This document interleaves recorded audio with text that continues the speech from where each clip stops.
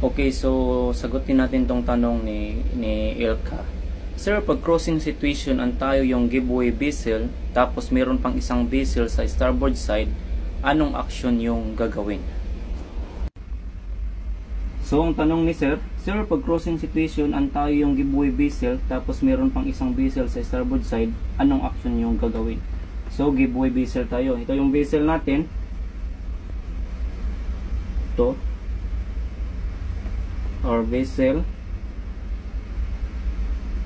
and then meron daw vessel sa starboard side. So our starboard side, dito sa right side natin, another vessel, and then since crossing situation meron ding vessel dito,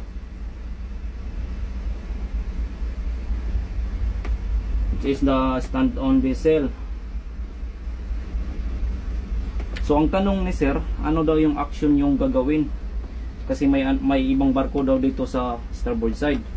So by the rules, by the cool rig rules, by crossing situation number 15, kung makikita natin yung read nya, tayo talaga yung giveaway. Tayo yung magbibigay ng daan sa kanya. So since makikita natin yung red light dito sa barko nya, sa yung stand on. So dito tayo dadaan. We will alter our course to starboard side. Kayong dalawa, kasi papalo din naman to siya sa rules.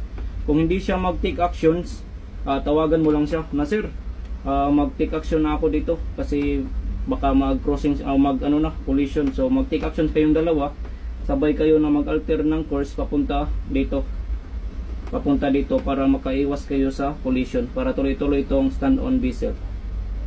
So sana po nasagot ko po kayo. Hindi po ako officials. Sa mga officials dyan, pakisagot naman para ma-explain natin ng maayos sa mga nag-aaral pa lang. Thank you.